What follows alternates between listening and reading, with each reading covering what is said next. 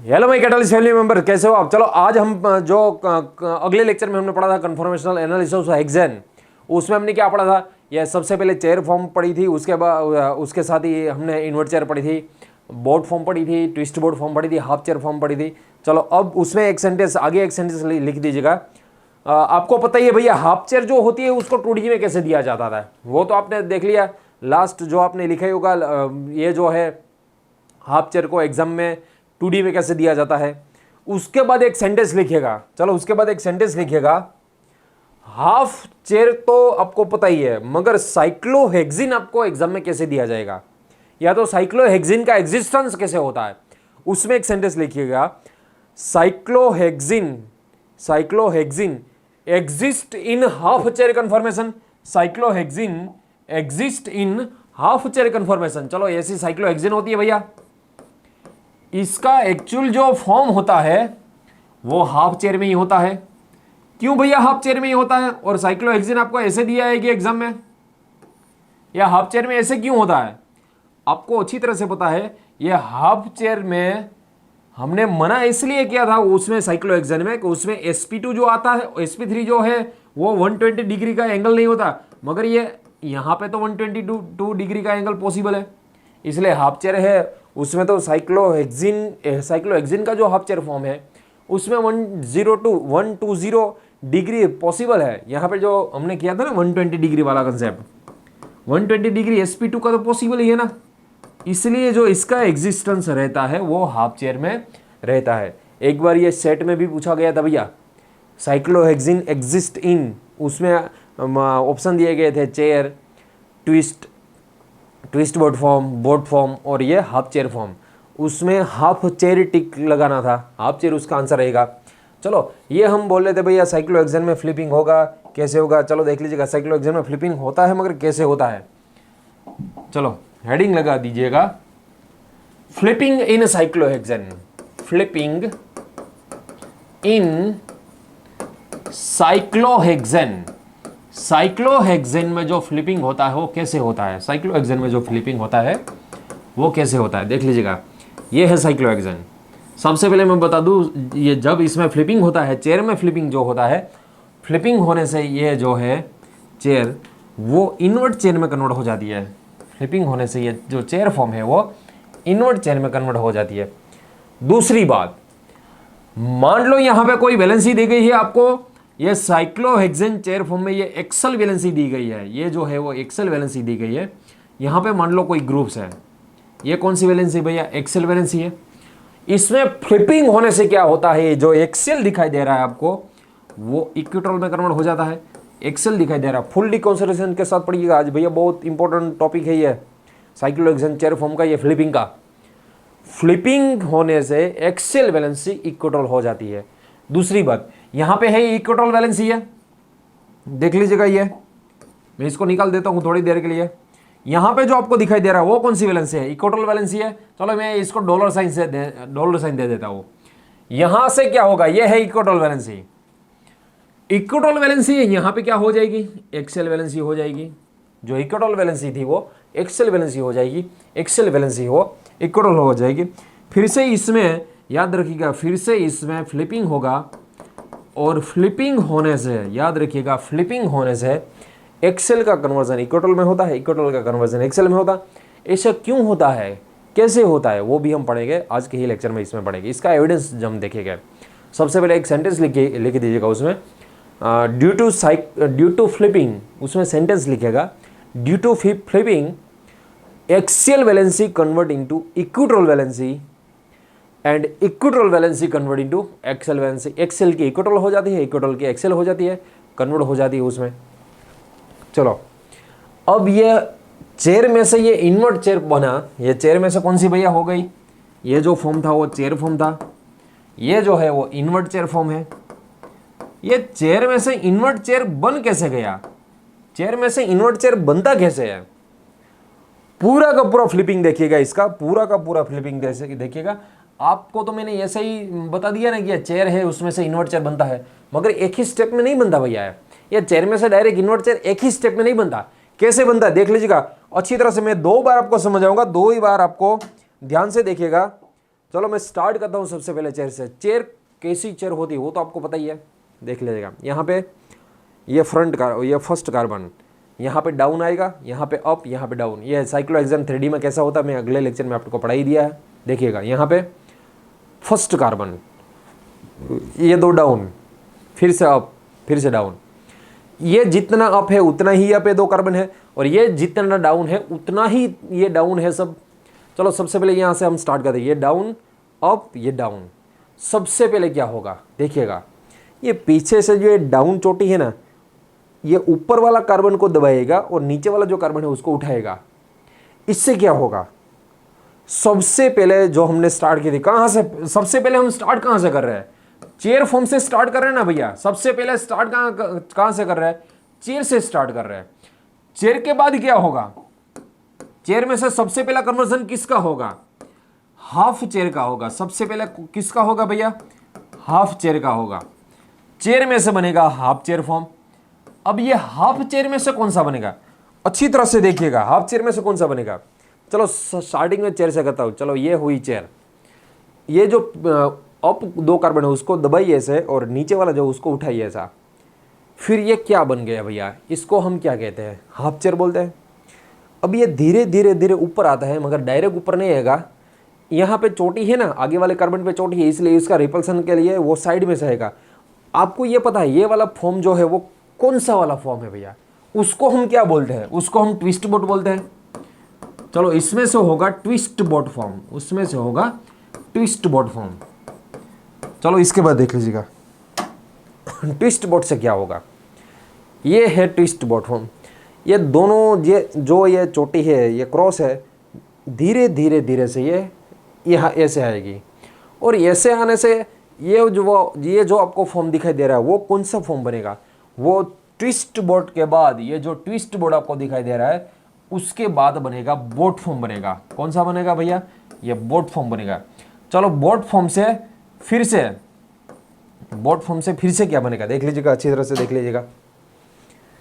ये जो है दोनों चोटी ऐसे आ रही है, फिर से ये नीचे आ रहे हैं, ये यहाँ पे, ये वहाँ पे, ये बोट फॉर्म है। पहले था ये ट्विस्ट, उसके बाद बोट, फिर से रिपल्सन, फ्लैगपोल रिपल्सन से फिर से ऐसे हो जाता है। पहले ऐसा था, बाद में ऐसा होगा, उसके बाद ऐसा होगा। चलो ये कौन सा फॉर्म हुआ, ये वाला जो फॉर्म है वो ट्विस्ट बोट फॉर्म बना। फिर से कौन सा बन गया, ये ट्विस्ट बोट फॉर्म बन गया भैया। चलो ट्विस्ट बोट के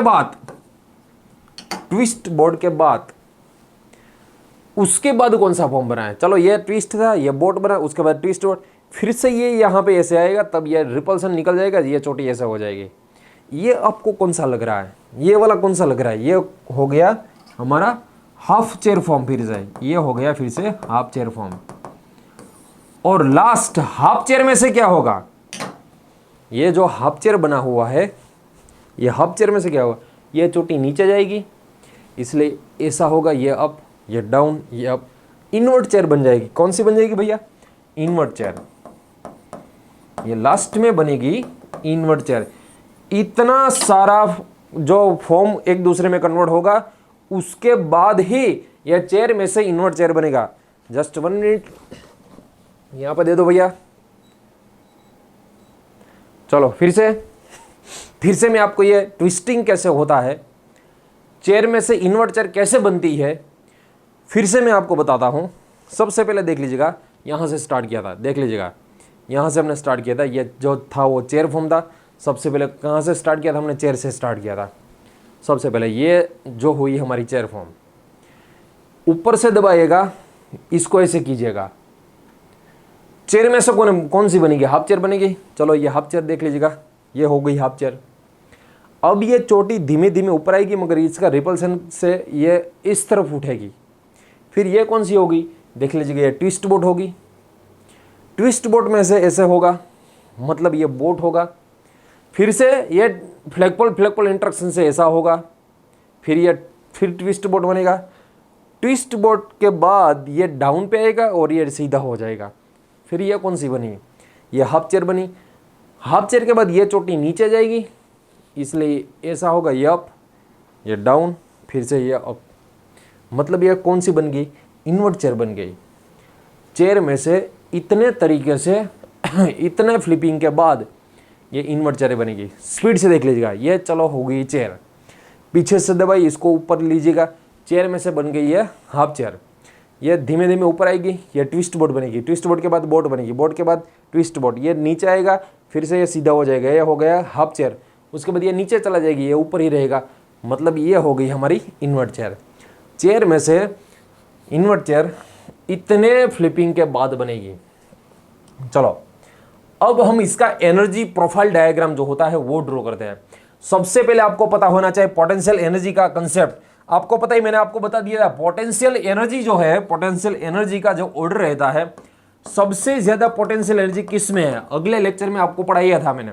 सबसे जो पोटेंशियल एनर्जी रहती है वो हाफ चेयर की रहती है भैया।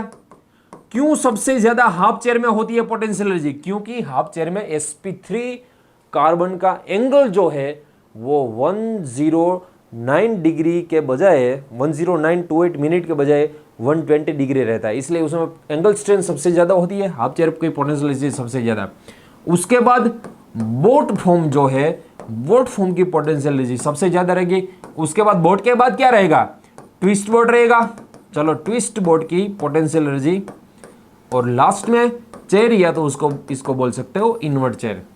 यदि इसकी स्टेबिलिटी की बात करें, इसकी स्टेबिलिटी की हम बात करें, स्टेबिलिटी सबसे ज्यादा किस में रहती है? चेयर में रहती है। उसके बाद ट्विस्ट फॉर्म में रहती है, उसके बाद बोट फॉर्म में रहती है, उसके बाद जो रहता है वो हाफ चेयर में रहता है। यह स्टेबिलिटी कंसेप्ट हो गया। चलो एक काम कीजिएगा, हेडिंग लगा दीजिएगा एनर्जी प्रोफाइल, एनर्जी डायग्राम। सबसे पहले चलो हम ड्रॉ करते हैं एनर्जी डायग्राम या तो एनर्जी प्रोफाइल। कहां से स्टार्ट करेंगे भैया? सबसे पहले एक आपको बता दूं, आपको किसके वेरिसेस किसका ग्राफ ड्रॉ करना है। यहां पे रहेगा पोटेंशियल एनर्जी और यहां पे रहेगा कन्फॉर्मर, यहां पे रहेगा कन्फॉर्मर का डायग्राम। चलो सबसे पहले जो थी वो कौन सा पार्ट था? सबसे पहले फ्लिपिंग जो हमने स्टार्ट किया था वो कहां से स्टार्ट किया था? आप सामने ही रखिएगा, वो लिख के सामने ही रखिएगा। सबसे पहले जो हमने स्टार्ट किया था वो कहां से स्टार्ट किया था? वो चेयर से स्टार्ट किया था। चेयर की पोटेंशियल एनर्जी कैसी रहेगी? सबसे कम रहेगी। चलो चेयर में से कौन सा बनेगा? Half chair. हाफ चेयर बनेगा, इसलिए सबसे ज्यादा उसकी पोटेंशियल एनर्जी रहेगी, सबसे ज्यादा हाफ चेयर की हो जाएगी। चलो हाफ चेयर में से कौन सा बनेगा? Twist boat. ट्विस्ट बोट बनेगा, इसलिए वो डाउन पे आएगा मगर यहां तक नहीं आएगा। चलो ट्विस्ट बोट में से कौन सा बनेगा? बोट। बोट की एनर्जी ऊपर जाएगी। चलो बोट के बाद फिर से कौन सा आएगा? ट्विस्ट बोट, इसलिए इसकी नीचे आएगी, यहां तक आएगी। ट्विस्ट बोट में से कौन सा बनेगा? ट्विस्ट बोट में से बनेगा जो बनेगा वो फिर से हाफ चेयर बनेगा, और हाफ चेयर में से सबसे लास्ट ये फिर से इन्वर्ट चेयर बन जाएगा। आपको सामने रखना भैया, ऐसे अप डाउन कैसे हुआ? सबसे पहले बता दूं मैं, चेयर से स्टार्ट होगा। यहां से सबसे जो पहले जो आता है वो कौन सा फॉर्म आता है? चेयर फॉर्म आता है। आपको ये ड्रॉ नहीं करनी है। यदि आप लिख रहे हो यहाँ पे चेयर, आपको ड्रॉ नहीं करने आती छोटी सी, तब आपको वहां लिख देना है चेयर फॉर्म। चेयर में से कौन सा बनेगा? हाफ चेयर फॉर्म बनेगा। देख लीजिएगा वहां पे फ्लिपिंग में चेयर में से बनेगा हाफ चेयर। हाफ चेयर में से कौन सा बनेगा? ये जो बनेगा वो ट्विस्ट बोट फॉर्म बनेगा। हाफ चेयर में से बनेगा वो twist boat form. Twist boat में से कौन सा बनेगा? ये जो बनेगा वो बोट फॉर्म बनेगा। ये हो गया बोट फॉर्म। ट्विस्ट बोट में से फिर से बोट में से फिर से ट्विस्ट बोट बनेगा। देख लीजिएगा, ये बोट में से फिर से ट्विस्ट बोट बनेगा। ट्विस्ट बोट में से फिर से ये बनेगा हाफ चेयर, मगर ये हाफ चेयर इस तरफ बनेगा, और लास्ट में ये बनेगा जो वो इन्वर्ट चेयर बनेगा। कौन सा बनेगा भैया? ये इन्वर्ट चेयर फॉर्म बनेगा। सबसे पहले मैं बता दूं आपको, यहां पे हमें ड्रॉ करना है। यहां है जो है वो चेयर जो है, सबसे पहले चेयर का एनर्जी या तो इन्वर्ट चेयर, दोनों की एनर्जी सेम ही रहेगी। चेयर इन्वर्ट चेयर की एनर्जी सेम ही रहेगी। ये वाला जो गैप आपको दिखाई दे रहा है वो किसके बीच में गैप है? चेयर एंड ट्विस्ट बोट के बीच में जो गैप है, ये वाला गैप आपको दिखाई दे रहा है वो 5.5 किलो कैलोरी पर मोल का रहेगा। 5.5 किलो कैलोरी पर मोल का रहेगा। ये वाला जो गैप है चेयर एंड बोट के बीच में जो गैप दिखाई दे रहा है, ये जो रहेगा वो 7.2 किलो कैलोरी का। हमने पहले ही भी दिखा था ना, 6 किलो कैलोरी 2 इक्लिप्स फॉर्म की, और 1.2 किलो कैलोरी जो है वो फ्लेक्पल इंटरेक्शन की, इसलिए 7.2 किलो कैलोरी पर मोल का रहेगा। मगर जो ये जो गैप है वो प्रेडिक्ट करना बहुत मुश्किल होता है। इसकी जो एनर्जी रहती है वो 10 to 18 किलो कैलोरी पर मोल रहती है। ये सब जो यूनिट है इसका किलो कैलोरी पर मोल में रहेगा। ये दोनों के बीच में जो गैप रहेगा वो हाईएस्ट रहेगा 10 to 18। ટૂંકમાં જેવો માપવાળો એ પ્રમાણે આ ગેપ મળે। जो भी स्टूडेंट है या तो साइंटिस्ट है या तो प्रोफेसर है, जो भी साइंटिस्ट है, जो भी स्टूडेंट्स है या जो प्रोफेसर है, जैसे वो प्रेडिक्ट करता है वैसे ही एनर्जी मिलेगी। 10 से लेकर 18 तक इसकी किलो कैलोरी पर मोल इतना इसमें वेरिएशन रहेगा। क्योंकि जो ये जो हाफ चेयर फॉर्म है ना, वो यदि टेम्परेचर डाउन है तब वो थोड़ा स्टेबल रहेगा, थोड़ा सा ही स्टेबल, तब उसकी स्टेबिलिटी ज़्यादा है इसलिए वो गैप थोड़ा कम मिलेगा। मगर हाई टेम्परेचर है यदि, तब उसका फ्लिपिंग ज़्यादा होगा। यदि हाई टेम्परेचर है, फ्लिपिंग ज़्यादा है, फिर उसका गैप जो है वो बढ़ जाएगा। चलो ये हो गया एनर्जी प्रोफाइल, ये साइक्लोहेक्सेन में हो गया एनर्जी प्रोफाइल। चेयर में से हाफ चेयर बनना था, हाफ चेयर में से ट्विस्ट बोट में से ये फिर से बोट में से ये फिर से ट्विस्ट बोट में से ये हाफ चेयर, और फिर हाफ चेयर में से ये इन्वर्ट चेयर बन गया। ये हो गया फ्लिपिंग इन साइक्लोहेक्सेन। दूसरी बात, चलो ये साइक्लोहेक्सेन में फ्लिपिंग हो रहा है उसका प्रूफ क्या है? साइक्लोहेक्सेन में ये फ्लिपिंग जो हो रहा है उसका प्रूफ क्या है? इसलिए हम एक हेडिंग लगाइएगा, एक हेडिंग लगा दो, evidence in favour of flipping, evidence in favour of flipping. यहां पे जो आपको फ्लिपिंग मैंने समझाया उसका एविडेंस क्या है, उसका प्रूफ क्या है? यहां पे साइक्लोहेक्सेन में जो ये होता है फ्लिपिंग होता है वो उसका प्रूफ क्या है भैया? सबसे पहले जो प्रूफ हम देखने जा रहे हैं, देख लीजिएगा, बाय स्पेक्ट्रोस्कोपी। देख लीजिएगा, यदि हमने रूम टेम्परेचर पे इसका जो साइक्लोहेक्सेन है, सबसे पहले मैं आपको एक काम कीजिएगा, यहां पे मैं बता दूं, ये मान लो C6D11H, ये 6H12 हाइड्रोजन में से 11 ड्यूटेरियम ले लीजिएगा, एक ही हाइड्रोजन है। उसका मीनिंग ये हुआ भैया, देख लीजिएगा, यहां पे जो आपको दिखाई दे रहा है, मान लो ये एक्सियल हाइड्रोजन है, ये हाइड्रोजन है वो एक्सियल है। इसमें यदि फ्लिपिंग हो रहा है तब इसमें से चेयर में से इन्वर्ट चेयर बनेगी, और ये जो आपको एक्सियल दिखाई दे रहा है वो कौन सा बन जाएगा? हाइड्रोजन इक्विटोरल बन जाएगा। ये एक्सियल हाइड्रोजन है वो इक्विटोरल बन जाएगा। बाकी के सारे का सारे ड्यूटेरियम है। ड्यूटेरियम एक ही के साथ सिर्फ एनएमआर स्पेक्ट्रा देता है। आपको पता है वो ड्यूटेरियम किसके साथ यदि जुड़ा होता है तब वो एनएमआर स्पेक्ट्रा देगा। सोचिएगा, इसका जो आंसर है वो यदि ड्यूटेरियम हाइड्रोजन के साथ जुड़ा हुआ है तब ही वो एनएमआर स्पेक्ट्रा देगा, वरना एनएमआर स्पेक्ट्रा ड्यूटेरियम नहीं देता। यहाँ पे जो ड्यूटेरियम जुड़ा हुआ है, यहाँ पे हाइड्रोजन के अलावा सारे ड्यूटेरियम मान लो, ड्यूटेरियम जो जुड़ा हुआ है वो सब कार्बन के साथ जुड़ा है, इसलिए ड्यूटेरियम आपको पता है ना भैया, हाथी है, एलिफेंट है, वो किसी के साथ वो एनएमआर स्पेक्ट्रा नहीं देगा, सिर्फ हाइड्रोजन के साथ ही देगा। चलो मैं अभी इसका एविडेंस आपको समझा रहा हूं। यदि यहां पे जो आपको हाइड्रोजन दिख रहा है, इसमें जो आपको हाइड्रोजन दिखाई दे रहा है ना, एक एक्सियल हाइड्रोजन है और एक इक्विटोरल है। दोनों हाइड्रोजन तो है ही एक ही, मगर एक्सियल में से इक्विटोरल कन्वर्ट हो रहा है। यदि आपने रूम टेम्परेचर पे इसका एनएमआर स्पेक्ट्रा लिया तब सिंगल पीक ही मिलेगा। कौन सा मिलेगा? सिंगल पीक ही मिलेगा। देख लीजिएगा, इस तरफ मैं टेम्परेचर डाउन करते जा रहा हूं, टेम्परेचर डिक्रीज करते जाना है हमें। यहां पे जो है वो रूम टेम्परेचर पे है। चलो टेम्परेचर डाउन कीजिएगा, स्पेक्ट्रा थोड़ा ऐसा मिलेगा, और टेम्परेचर डाउन कीजिएगा, स्पेक्ट्रा थोड़ा ऐसे मिलेगा। At -89 degree Celsius sharp 2 peak मिलेगा। क्या मिलेगा भैया? Sharp 2 peak. एक जो मिलेगा एक्सेल का मिलेगा, एक जो मिलेगा वो इक्वेटोरल का मिलेगा। शार्प 2 पीक मिल रहा है, उसका मीनिंग क्या हुआ? At -89 degree Celsius 2 sharp peak मिल रहा है, उसका मीनिंग ये हुआ ये एक्सियल हाइड्रोजन है और ये इक्वेटोरल हाइड्रोजन है, वो दोनों अलग ही है, तब जाके ये आपको अलग ही स्पेक्ट्रम मिलेगा भैया। यहां पे क्या मिल रहा है? यहां पे सिर्फ एक ही पीक मिल रहा है, मगर इसका मीनिंग ये हुआ ये एक्सियल हो या इक्वेटोरल हो, दोनों एक दूसरे में इंटरकन्वर्टेबल है, इसलिए एक ही हाइड्रोजन का पीक एक ही मिलेगा। -89 डिग्री ये दोनों फॉर्म सेपरेट हो जाएंगे, ये दोनों फॉर्म सेपरेट हो गए हैं, इसलिए इसका भी पीक अलग मिलेगा, इसका भी पीक अलग मिलेगा। जैसे जैसे टेम्परेचर डाउन होता जा रहा है वैसे वैसे ये हाइड्रोजन डिफरेंट होते जा रहे हैं और -36 से स्टार्ट हो जाता है भैया, -30 डिग्री सेल्सियस से स्टार्ट हो जाता है, -89 डिग्री पे कंप्लीट 100% ये सेपरेट हो जाता है। सो एक सेंटेंस लिखिएगा, in cyclohexane flipping takes place at room temperature. In cyclohexane flipping takes place at room temperature but at low temperature, in bracket लिख दीजिएगा -36 degree to -89 degree, -36 degree to -89 degree Celsius, but at low temperature in bracket में ये लिख दिया flipping stop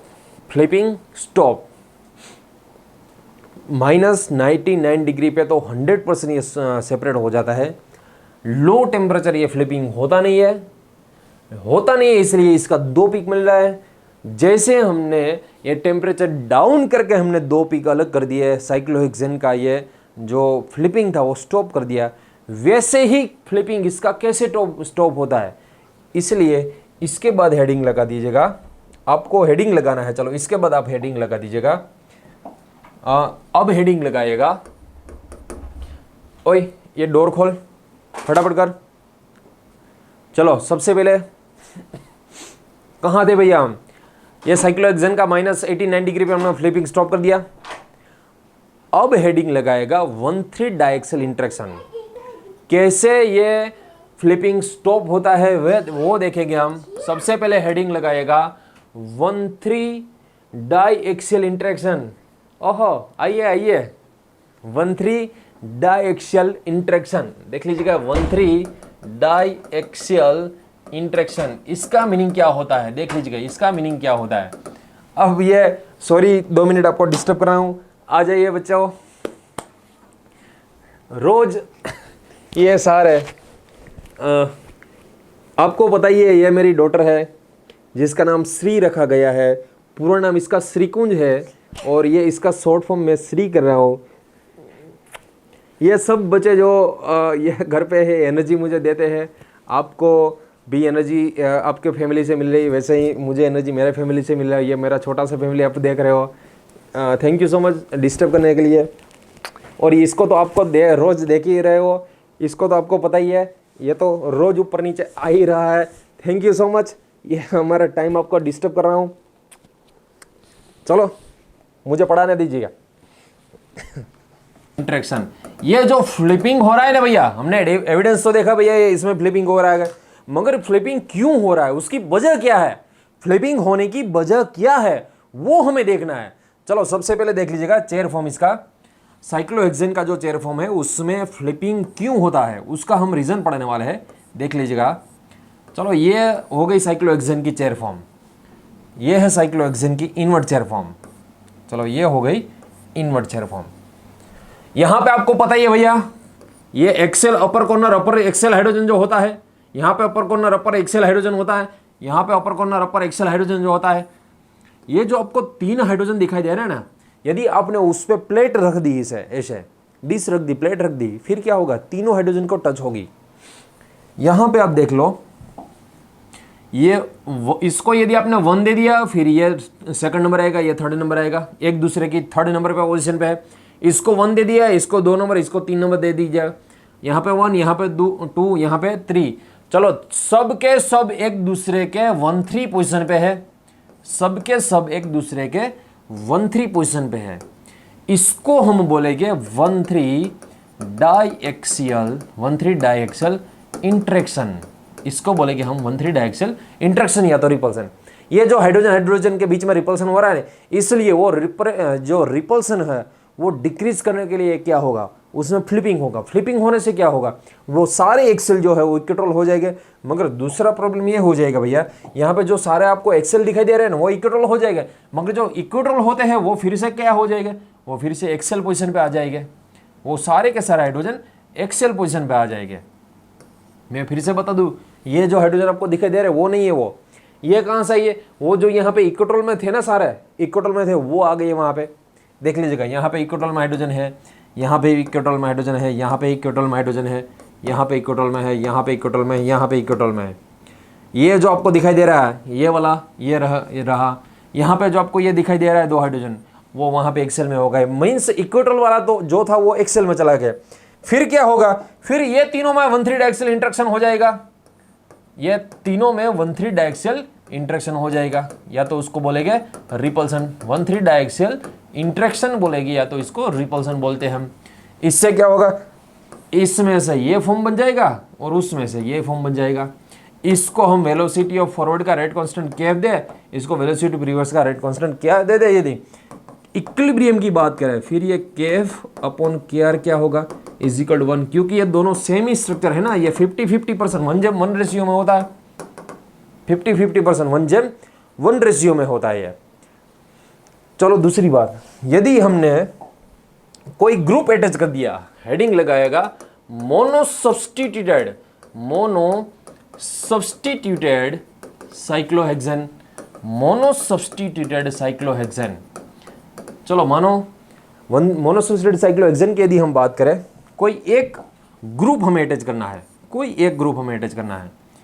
ये जो है वो साइक्लोहेक्सेन की चेयर फॉर्म है, यहाँ पे हाइड्रोजन है, यहाँ पे हाइड्रोजन है, यहाँ पे मान लो कोई ग्रुप है, मिथाइल ले लो, इथाइल ले लो, प्रोपाइल ले लो, चाहे वो ग्रुप ले लो, ग्रुप चाहे कोई भी लगा दो वहां पे। हाइड्रोजन से तो उसकी साइज क्या होगी, बड़ी ही होगी, हाइड्रोजन से तो साइज बड़ी होगी। फिर क्या होगा, ये जो है रिपल्सन, वो रिपल्सन बढ़ जाएगा, ये 1,3 डाइएक्सियल इंटरेक्शन वो बढ़ जाएगा। ये तो हाइड्रोजन के बीच में, मगर ये ग्रुप का इंटरेक्शन इसके साथ बढ़ जाएगा। इसलिए ये जो साइक्लोहेक्सेन आपको दिखाई दे रहा है वो फ्लिपिंग हो जाएगा। फ्लिपिंग होने से ये ग्रुप जो एक्सियल पोजीशन पे है, आपको पता ही है फ्लिपिंग होने से एक्सियल पोजीशन वाला कहां पे आ जाता है, इक्विटोल में आ जाता है, और इक्विटोल में तो रिपल्सन होता ही नहीं है। इसलिए इसमें एक मैं एरो ड्रॉ करने जा रहा हूं, वो अच्छी तरह से देख लीजिएगा, ऐसा होगा।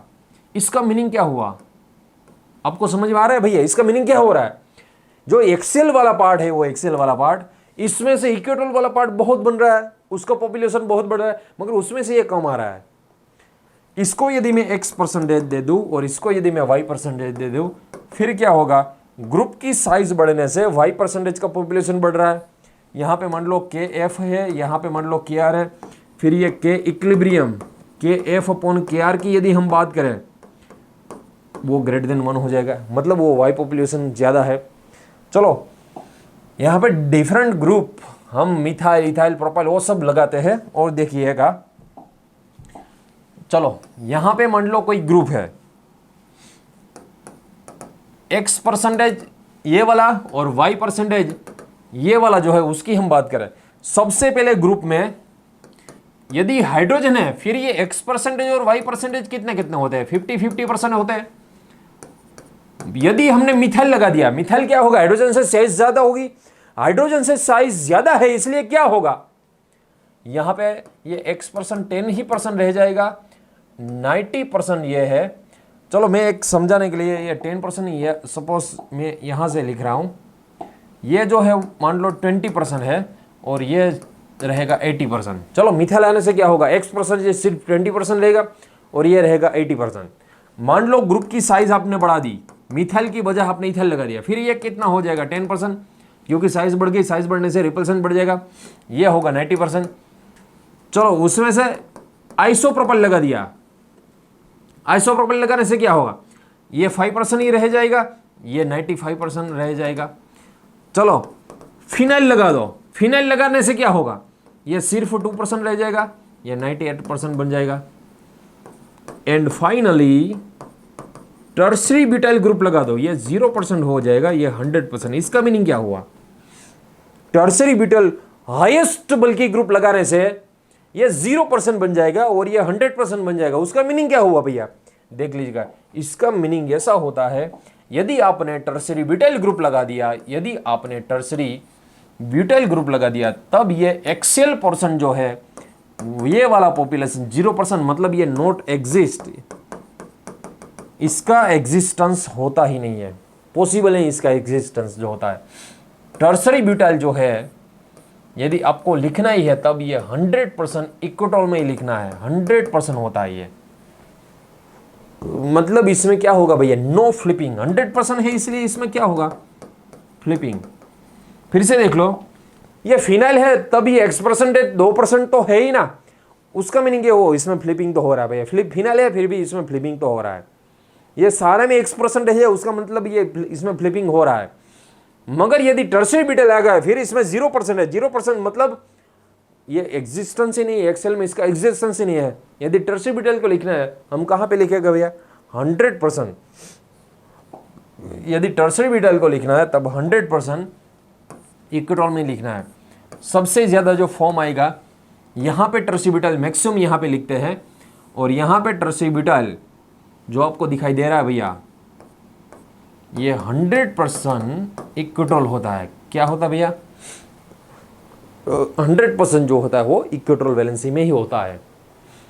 चलो एक सेंटेंस लिख दीजिएगा, इफ या तो as well as the size of group increase, as well as the size of group increase, population of Y% increase, population of Y% increase, and X% decrease, and X% decrease, and finally in the presence of tertiary butyl group, and finally in the presence of tertiary butyl group, flipping stop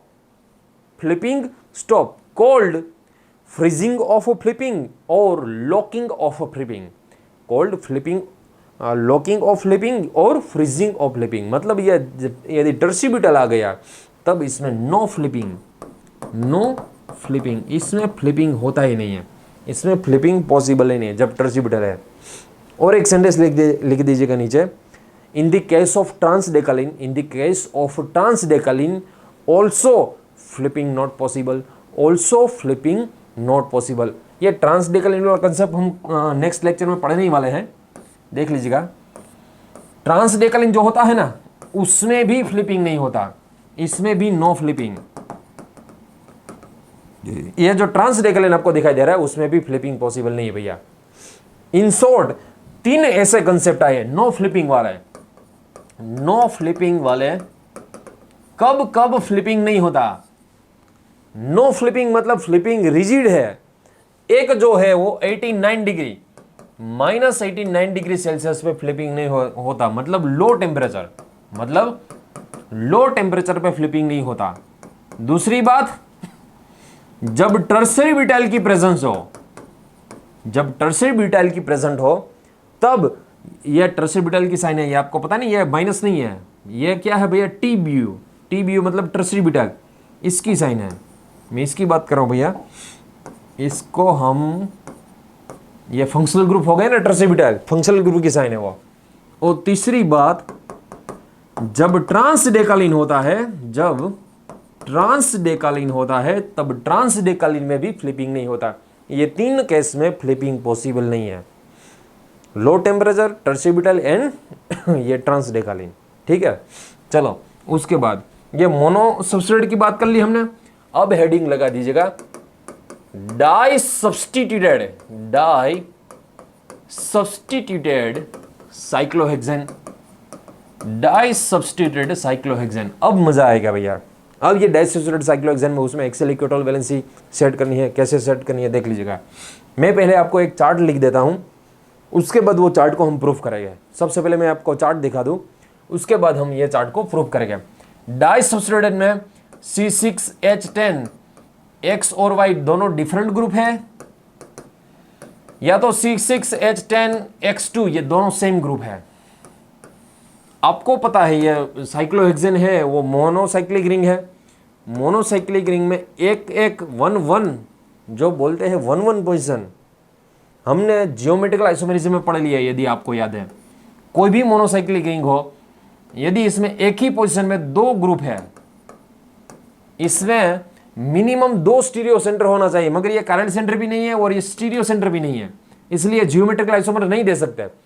geometrical isomerism देने के लिए आपको condition देख लीजिएगा फिर से, minimum 2 stereo centre होना चाहिए, मतलब मिनिमम 2 सब्स्टिट्यूशन होना चाहिए। यदि एक ही पोजीशन में 6 मेंबर में एक ही पोजीशन में दोनों ग्रुप हो गए, फिर इसमें no geometrical isomerism, no geometrical isomerism, इसमें आइसोमेरिज्म पॉसिबल ही नहीं है। आप जियोमेट्रिकल में देख लीजिएगा, मोनोसब्स्टिट्यूटेड साइक्लोहेक्सेन में, वो मोनोसाइक्लिक रिंग में मैंने पढ़ाया था, वो देख लीजिएगा एक बार। यदि वन वन नहीं है मगर 1-2 पोजिशन पे देख लीजिएगा आप, इसको ही देख लीजिएगा ना। मान लो ये मोनोसाइक्लिक रिंग है, यहां पे एक मिथाइल है और यहां पे एक Cl है, फिर क्या होगा, इसमें जियोमेट्रिकल आइसोमेरिज्म पॉसिबल है, इसमें geometrical isomerism minimum 2 stereo centre इसलिए। सो इसमें मैं बता दूं आपको, एक जो पार्ट रहेगा वो सीस का पार्ट रहेगा, एक पार्ट हो रहेगा ट्रांस का पार्ट रहेगा। जैसे 1-2 में ऐसा पॉसिबल है, ऐसा 1-3 में भी पॉसिबल होगा, उसमें भी एक जो सीस आएगा और एक रहेगा जो ट्रांस रहेगा। वैसे ही 1-4 में भी पॉसिबल होगा, 1-4 में भी एक जो पार्ट रहेगा वो सीस रहेगा, एक पार्ट जो रहेगा वो ट्रांस रहेगा। मैं आपको बता दूं, सबसे पहले 1-2 पोजिशन में एक्सियल इक्वेटोल ये कैसे होता है वो मैं आपको अभी प्रूव करके दिखाऊंगा। एक्सियल इक्वेटोल या तो इक्वेटोल एक्सियल वैलेंसी को सीस बोलते हैं, ट्रांस में एक्सियल एक्सियल या तो इक्वेटोल इक्वेटोल वैलेंसी को ट्रांस बोलते हैं। मैंने बोला था आपको इक्वेटोल का ट्रांस पेरिप्लानर इक्वेटोल नहीं होता, मगर ये वो बात नहीं है, ये अलग बात है थोड़ी। कैसे वो हम देखेंगे, ये देख लीजिएगा। 1-3 में सीस जो होता है वो एक्सेल एक्सेल या तो इक्वेटोल इक्वेटोल होता है, ट्रांस जो होता है एक एक्सेल होता है दूसरा इक्वेटोल, एक इक्वेटोल होता है दूसरा एक्सेल होता है।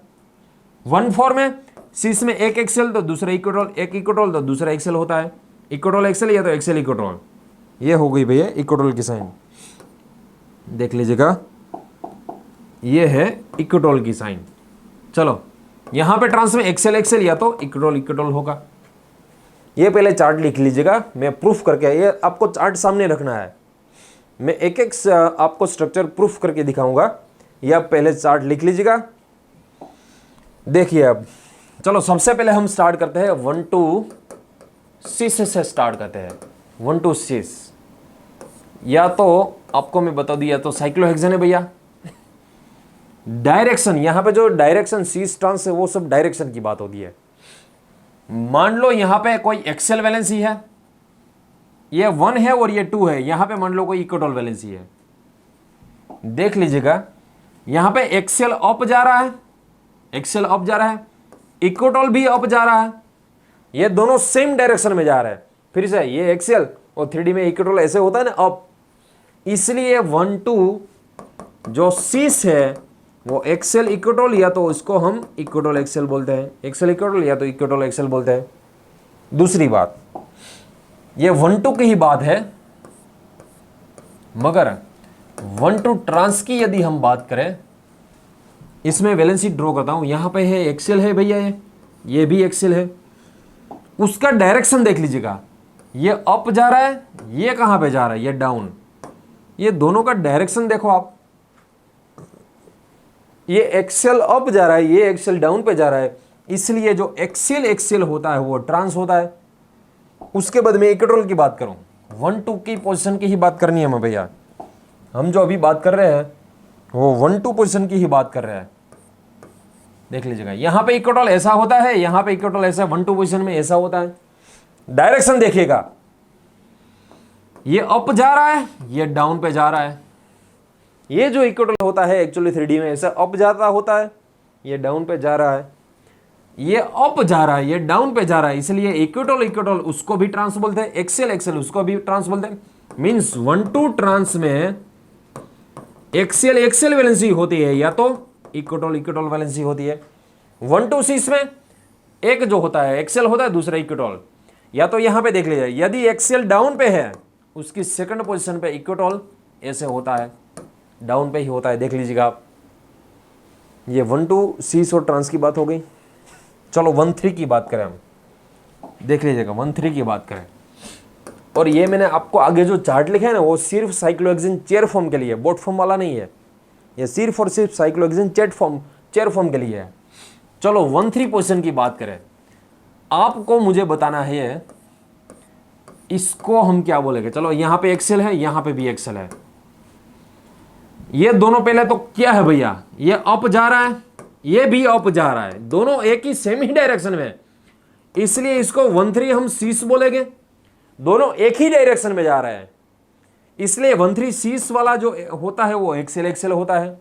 दूसरी बात, चलो यहां पे देख लीजिएगा 1-3 पोजीशन पे मैं इक्वेटोल इक्वेटोल लिखता हूं, ये दोनों इक्वेटोल को देख लीजिएगा, ये डाउन पे जा रहा है, ये जो है वो डाउन पे जा रहा है, ये भी डाउन पे जा रहा है, दोनों डाउन पे, मतलब दोनों सेम डायरेक्शन में जा रहे हैं, सेम डायरेक्शन में जा रहे हैं, मतलब ये भी कौन सा हुआ, सीस हुआ, और ये भी कौन सा हुआ, सी सी हुआ। मतलब 1-3 सीस जो होता है वो एक्सेल एक्सेल होता है, या तो इक्वटोल इक्वटोल होता है। और चलो देख लीजिएगा, यहां पे देख लीजिएगा, मैं एक वैलेंसी जो ड्रॉ करता हूं वो एक्सेल ड्रॉ करता हूं, दूसरी वैलेंसी जो ड्रॉ करता हूं इक्वटोल। 1-3 है ना, ये पोजीशन 1 2 3 1-3 पोजीशन पे है एक दूसरे की। ये डाउन पे आ रहा है और ये अप जा रहा है।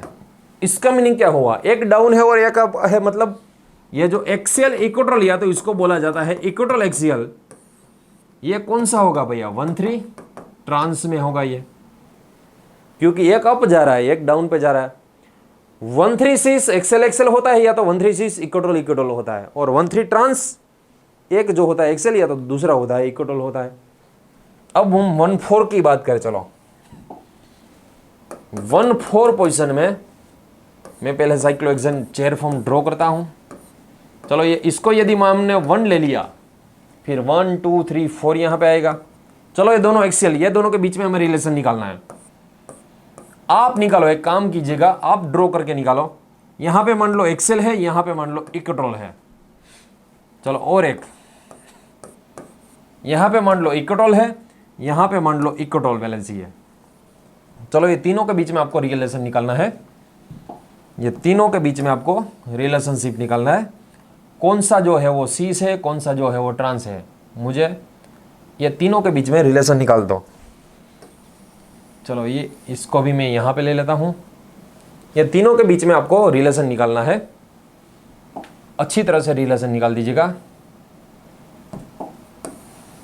चलो इसको मैं थोड़ा इस साइड ले लेता हूं। चलो मुझे आंसर दीजिएगा।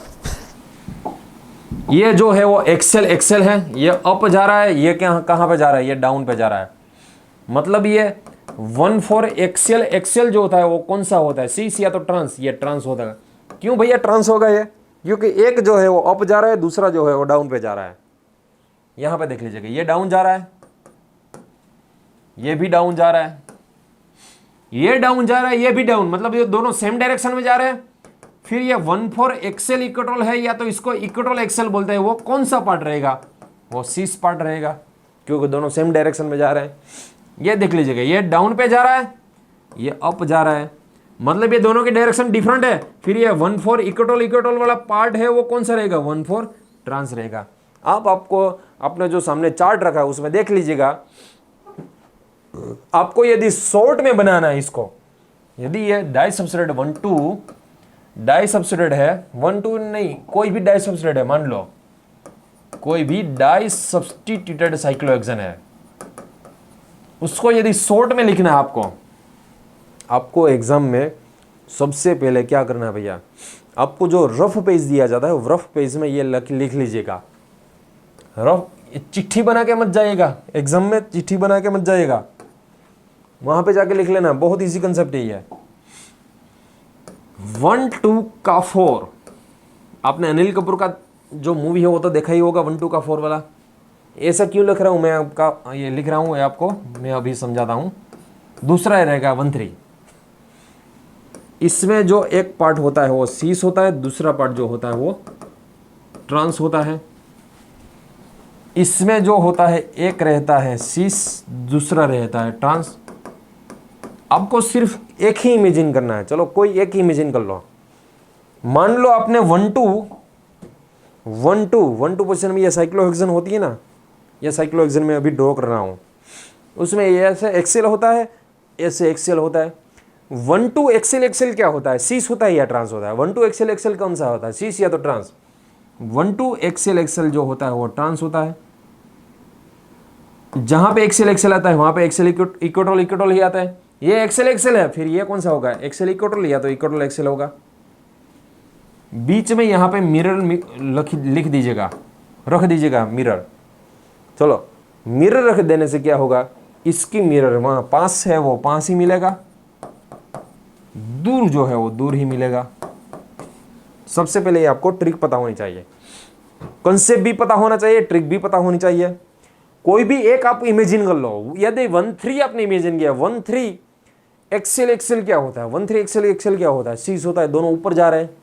आपको सिर्फ ये शीश, एक्सेल, एक्सेल, शीश होता है, ट्रांस होता है, वो सब, ये गेम कौन सी है भैया पता है आपको? वो सिर्फ और सिर्फ ये सब जो गेम आपको दिखाई दे रही है वो डायरेक्शन की ही गेम है। ये सब जो गेम है वो डायरेक्शन की ही गेम है। आपको प्रैक्टिस बहुत करनी पड़ेगी इसको। अब ये जो डाई सब्स्टिट्यूट आपको दिखाई दे रहा है ना, डाई सब्स्टिट्यूट के बाद मैं आपको पॉली सब्स्टिट्यूट देने जा रहा हूं। Just 1 minute. चलो, डाई सब्स्टिट्यूट के बाद मैं आपको पॉली सब्स्टिट्यूट देने जा रहा हूं। चलो देख लीजिएगा।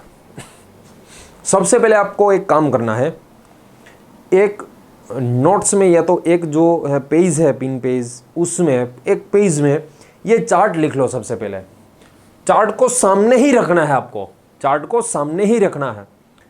कंप्लीट प्रैक्टिस होने के बाद चार्ट को सामने रखने की जरूरत नहीं पड़ेगी, मगर 2-3 दिन के लिए ये चार्ट सामने ही रखिएगा। चार्ट सामने रख के ही आपको ये क्वेश्चन सॉल्यूशन करने हैं।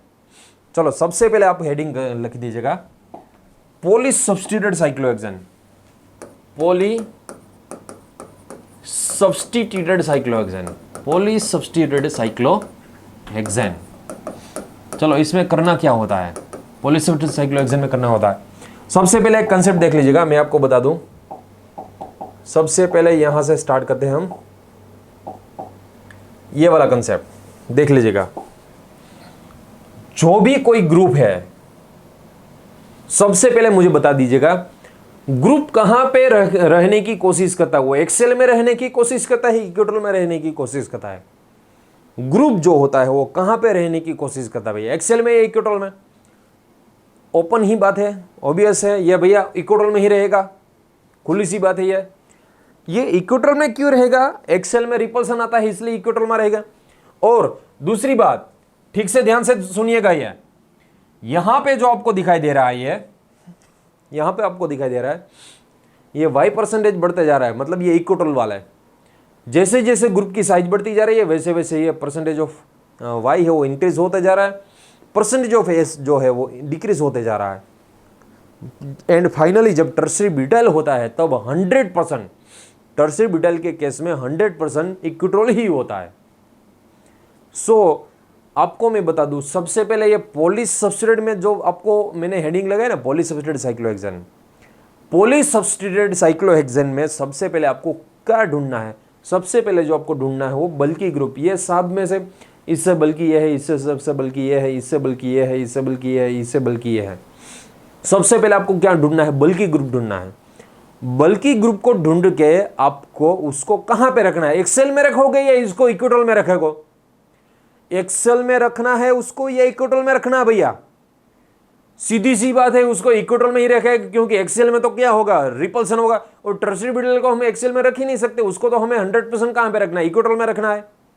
सबसे पहले मैं बता दूं आपको, ये जो बल्कि ग्रुप होता है उसको हमें ढूंढ के, जितने भी यदि ग्रुप आपको दिए गए उसमें से सबसे पहले बल्कि ग्रुप को ढूंढना है। मान लो एक मिथाइल दिया गया, एक इथाइल, एक आइसोप्रोपाइल, फिनाइल, इसमें सबसे बल्कि ग्रुप कौन सा है? फिनाइल वाला सबसे बल्कि ग्रुप है। यदि ये 4 दिए गए, इसमें सबसे बल्कि ग्रुप है, इसमें सबसे बल्कि ग्रुप ये वाला है, टर्शियरी ब्यूटाइल। चलो, हाइड्रोजन, मिथाइल, इथाइल और आइसोप्रोपाइल, इसमें सबसे बल्कि ग्रुप कौन सा है? आइसोप्रोपाइल सबसे बल्कि ग्रुप है। सबसे पहले आपको कौन सा ढूंढना है? बल्कि ग्रुप ढूंढना है। बल्कि ग्रुप को ढूंढ के कहां पे रखना है? इक्वेटोरियल पे रखना है। एक सेंटेंस लिख दीजिएगा, first of all we will arrange most bulky group in equatorial position. Most bulky जो ग्रुप रहता है उसको हम क्या कहां पे अरेंज करेंगे भैया? मोस्ट बल्कि ग्रुप को हम इक्वेटोरियल पे अरेंज करेंगे। सबसे पहले मोस्ट बल्कि ग्रुप को हमें इक्वेटोरियल में रखना है, रख दीजिएगा इक्वेटोरियल में, ठीक है। Then stereochemistry of remaining groups arrange with respect to bulky group. बाकी के जो सारे ग्रुप बचे, चलो इसमें से सबसे मान लो ये मिथाइल, इथाइल, आइसोप्रोपाइल और फिनाइल, ये 4 दिए गए हैं। फिर से मिथाइल, इथाइल, प्रोपाइल और आइसोप्रोपाइल, इसमें से आइसोप्रोपाइल और फिनाइल, इसमें से सबसे पहले किसको ढूंढना है? मोस्ट बल्कि ग्रुप मतलब फिनाइल को ढूंढना है। फिनाइल को ढूंढ के कहां पे रखना है, इक्वेटोरल में रखना है। इसको इक्वेटोरल में रख दिया आपने। इसको इक्वेटोरल में रखने के बाद बाकी के जो सारे ग्रुप बचे हैं उसकी स्टीरियोकेमिस्ट्री कैसे अरेंज करनी है, उसकी जो स्टीरियोकेमिस्ट्री होती है वो फिनाइल के रिस्पेक्ट में अरेंज करनी है। मोस्ट बल्कि ग्रुप होता है उसके रिस्पेक्ट में अरेंज करनी है। वो कैसे अरेंज करनी है देख लीजिएगा। ऐसे आपको समझ में नहीं आएगा, प्रैक्टिस से ही समझ में आएगा आपको। मैं सबसे पहले आपको एक एग्जाम्पल दे रहा हूं, देख लीजिएगा। मान लो आपको एग्जाम में ऐसा कोई स्ट्रक्चर दिया गया है, यहां पे मान लो है फिनाइल ग्रुप, यहां पे सेकंड पोजीशन पे मान लो है OH ग्रुप, और यहां पे थर्ड पोजीशन पे मान लो है मिथाइल ग्रुप। चलो ऐसा कुछ दिया गया आपको, ऐसा कुछ दिया गया, इसकी आपको चेयर फॉर्म ड्रॉ करनी है। चलो इसकी आपको चेयर फॉर्म ड्रॉ करनी है। क्या करना है देख लीजिएगा। और एक काम कीजिएगा, यहां पे फोर्थ पोजीशन पे भी मैं आपको देता हूं इथाइल ग्रुप। चलो ये फोर्थ पोजीशन पे मैं आपको दे रहा हूं इथाइल ग्रुप दे रहा हूं। ये सबको आपको अरेंज करना है। सबसे पहले मुझे बता दीजिए चारों में से सबसे मोस्ट बल्कि जो ग्रुप आपको दिखाई दे रहा है वो कौन सा है। सबसे मोस्ट बल्कि ग्रुप ये रहेगा फिनाइल। मोस्ट बल्कि ग्रुप को आपको अरेंज कहां पे करना है, मोस्ट बल्कि को आप अरेंज करोगे ये इक्वेटोरल में ही अरेंज करोगे। वो सीधी सी बात है भैया, मोस्ट बल्कि ग्रुप इक्वेटोरल में ही रहेगा। अब बात कर रहा हूं मैं, ध्यान से देखिएगा, मैं फिनाइल एंड OH की बात कर रहा हूं। मैं फिनाइल एंड OH की बात कर रहा हूं। ये फिनाइल और OH में से ये जो डिस्टेंस उसका कौन सा है भैया, 1-2 का डिस्टेंस है। ये फिनाइल मान लो 1 नंबर पे है, OH सेकंड में। ये आईयूपैक नंबर नहीं है, ये सिर्फ डिस्टेंस की बात है। आईयूपैक नंबर को भूल जाएगी, ये डिस्टेंस की बात है ये। चलो ये 1 नंबर, ये दोनों पास पास है इसलिए 1-2 पोजीशन पे है। ये भी वेज है, ये भी वेज है, दोनों वेज है इसलिए इसको क्या बोला जाएगा, सिस बोला जाएगा। दोनों वेज है इसलिए इसको सिस बोला जाएगा। यदि दोनों डैश होते फिर उसको भी सिस बोला जाता है, मगर एक वेज और एक डैश होता है उसको ट्रांस बोला जाता है। ठीक है, चलो यहां पे देखिए, ये फिनाइल और OH एक दूसरे की 1-2 पोजीशन पे है। फिनाइल फर्स्ट ऑफ ऑल हमने कहां पे अरेंज किया है, इक्वेटोरल में अरेंज कर दिया है। अब मुझे बताइएगा 1-2 सिस जो होता है वो क्या होता है भैया। 1-2 सिस होता है वो एक्सियल इक्वेटोरल होता है। 1-2 जो सिस होता है वो क्या होता है, एक्सियल इक्वेटोरल होता है। देख लीजिएगा, उसमें से इसको तो आपने अरेंज कर दिया। इक्वेटोरल में किसको अरेंज कर दिया आपने, फिनाइल को अरेंज कर दिया। यह है ना भैया, फिनाइल को अरेंज कर दिया इक्वेटोरल में। फिर यहां पे किसको रखे गए, OH को रखे गए। यहां पे किसको रखे गए, OH का। ये 1 नंबर है, यहां पे 2 ले जाए या तो यहां पे 2 ले जाए, ये दोनों एक ही बात है। चलो मैं यहां पे रख देता हूं OH को। ये हो गया भाई एक्सियल। सबसे पहले हमने फिनाइल अरेंज किया, उसके बाद हमने ये OH को अरेंज कर दिया, एक्सेल में अरेंज कर दिया। क्योंकि 1-2 जो सी से, ये दोनों सी से, वो कैसे पता चलेगा, ये दोनों वेज है इसलिए दोनों 1-2 सीस रहेंगे। 1-2 सीस क्या होता है, एक्सेल इक्वेटोरल। चार्ट देख लीजिएगा वो वाला, उसमें से इसको हमने अरेंज कर दिया। इक्वेटोरल पे किसको अरेंज कर दिया, यहाँ पे इक्वेटोरल पे हमें फिनाइल को अरेंज कर दिया, इसलिए एक्सेल पे कौन आएगा, OH आएगा। रख दिया OH को वहां पे। चलो अब मैं बात करने जा रहा हूं, ये फिनाइल और मिथाइल की बात करने जा रहा हूं। Phenyl and methyl. चलो फिनाइल और मिथाइल का जो ये रिलेशनशिप है वो पहले तो 1/3 पोजीशन पे, एक दूसरे की 1/3 पोजीशन पे। दूसरी बात, ये वेज है और ये डैश है, उसका मतलब ये हुआ, ये कौन सा हुआ भैया, ये ट्रांस हुआ। ये कौन सा हुआ, ये ट्रांस हुआ, क्योंकि ये वेज है और डैश है। 1/3 ट्रांस क्या होता है, 1/3 ट्रांस होता है, उसमें देख लीजिएगा एक बार, एक्सियल इक्वेटोरल होता है। 1/3 ट्रांस क्या होता है, एक्सियल इक्वेटोरल। चार्ट में देख लीजिएगा, इसमें से इक्वेटोरल को तो हमने अरेंज कर दिया, किसको रखा है इक्वेटोरल में, फिनाइल को रखा है। फिर एक्सेल पे कौन आएगा, ये मिथाइल आएगा 3rd पोजीशन पे। ये 1, 2 और 3 एक्सेल पे जो आएगा वो मिथाइल आएगा। देख लीजिएगा, एक्सेल पे आएगा मिथाइल, क्योंकि इक्वेटोरल में तो फिनाइल में अरेंज कर दिया है। उसके बाद तीसरा एग्जाम्पल देख लीजिएगा, ये फिनाइल और इथाइल का। फिनाइल एंड इथाइल जो एक दूसरे की पोजीशन है वो 1-4 पोजीशन है, 1-4 पोजीशन। इसको यदि 1 ले लिया फिर 2, 3, 4 पे रहेगा वो। ये वेज है, ये डैश है। वेज और डैश एक दूसरे के क्या कहे जाएगा भैया, ट्रांस कहे। 1/4 ट्रांस क्या होता है, 1/4 ट्रांस एक्सेल एक्सेल या तो इक्वेटोरल इक्वेटोरल होता है। 1/4 ट्रांस क्या होता है, एक्सेल एक्सेल या तो इक्वेटोरल इक्वेटोरल होता है। उसमें से हम इसको चूज नहीं कर सकते हैं। क्यों चूज नहीं कर सकते हैं? क्योंकि हमने पहले से ही फिनाइल इक्वेट्रॉल में रखा है, इसमें तो इक्वेट्रॉल है ही नहीं भैया, इसलिए एक्सेल एक्सेल का यूज नहीं कर सकते हैं, क्योंकि फिनाइल को हमें पहले से ही एक इक्वेट्रॉल में रखा है, इसलिए इसको ही चूज करना पड़ेगा। चलो फिनाइल है इक्वेट्रॉल में है, फिर ये इथाइल भी कहां पे आएगा? फिर ये इथाइल जो है वो भी इक्वेट्रॉल में आएगा, इसलिए फोर्थ पोजीशन पे जो इथाइल है उसको भी हमें इक्वेट्रॉल में ही रखना पड़ेगा। ठीक है, ये हो गया, ये जो वेज डैश है उससे चेयर फॉर्म में कन्वर्जन कर दिया हमें। कई सारे एग्जाम्पल हम देखेंगे, ध्यान से देखिएगा। दूसरी बात, यदि हमने फिनाइल से OH का अरेंज कर दिया, जो भी स्टूडेंट्स में IQ है वो ध्यान से सुनिएगा, अच्छी तरह से देखिएगा, अच्छी तरह से सुनिएगा भी। फिनाइल से हमें OH अरेंज किया, सबसे पहले हमें फिनाइल को ही अरेंज करना है। क्यों फिनाइल को अरेंज करना है? क्योंकि वो मोस्ट बल्कि को, उसको इक्वेट्रॉल में रख दिया। फिनाइल से अरेंज किया OH को, OH कहां पे आ गया? एक्सेल में आ गया।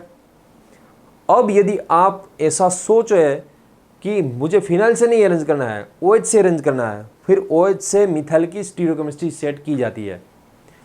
मिथाइल से OH से मिथाइल की स्टीरियोकेमिस्ट्री आप सेट कर सकते हो। कैसे? देख लीजिएगा, अच्छी तरह से देख लीजिएगा। ये जो मैं बताने जा रहा हूं आपको, यदि आपको ऐसा है मुझे OH से अरेंज करनी है, हम स्टार्टिंग OH से नहीं कर सकते। पहले स्टार्टिंग तो हमें कहां से करना है? फिनाइल से ही करना है, मोस्ट बल्कि से ही करना है। ये OH अरेंज हो गया है इसलिए हम बात कर रहे हैं। चलो OH से हमें अरेंज करना है मिथाइल को, क्योंकि ये तो आपको पता ही है भैया मोस्ट बल्कि ग्रुप इक्वेट्रॉल में आएगा। इससे हमने इसको अरेंज कर दिया एक्सेल में, देख लीजिएगा यहाँ पे एक्सेल में है, ये अरेंज हो गया है, इसलिए इसके हिसाब से इसको अरेंज कर सकते हैं हम। OH और मिथाइल, चलो उसकी पोजीशन एक दूसरे की पोजीशन 1 2 है, 1 2 पोजीशन है। ये वेज है, ये डैश है, इसलिए वेज डैश को हम क्या लिखेंगे भैया? ट्रांस लिखेंगे। और 1 2 ट्रांस क्या होता है? 1 2 ट्रांस एक्सेल एक्सेल होता है, या तो इक्वेट्रॉल इक्वेट्रॉल होते हैं। अब हम इसको चूज नहीं कर सकते। क्यों चूज नहीं कर सकते? क्योंकि हमें OH और Me की स्टीरियो अरेंज करनी है ना, वो OH आपको एक्सेल पे रखना है, क्योंकि OH आपने एक्सेल पे अरेंज किया है, इसमें तो एक्सेल है ही नहीं, इसलिए इसको चूज करना हमें। OH को एक्सेल पे रखा है, फिर मिथाइल को भी आप कहां पे रखोगे? एक्सेल पे ही रखोगे। ये आ गया, ये OH एक्सेल पे, ये भी एक्सेल से आ गया। चलो अब दूसरी बात, नेक्स्ट पॉइंट। अब आपको ऐसा है भैया कि मुझे ये इथाइल को अरेंज करना है, इथाइल को अरेंज करना है, ये चलो एक्सेल है, ये भी एक्सेल आ गया। अब फिनाइल से अरेंज नहीं करना है, मुझे OH से अरेंज करना है या तो मिथाइल से अरेंज करना है, किसी से भी अरेंज कर सको। चलो मिथाइल से अरेंज करते हैं। मिथाइल और इथाइल की बात करें हम, मिथाइल और इथाइल के जो स्टीरियो है वो एक दूसरे से पहले तो 1 2 डिस्टेंस पे है, ये 1 2 डिस्टेंस पे है। दूसरी बात, ये 1 2 कौन सा है भैया? सी से। क्यों 1 2 सी से? क्योंकि ये भी डैश है, ये भी डैश है, इसलिए दोनों 1 2 सी से। 1 2 सी क्या होता है? एक्सेल इक्वेट्रॉल होता है। आपने मिथाइल को कहां पे अरेंज किया? मिथाइल को अरेंज किया है एक्सेल पे अरेंज किया। देख लीजिएगा, मिथाइल को कहां पे अरेंज किया? एक्सेल पे।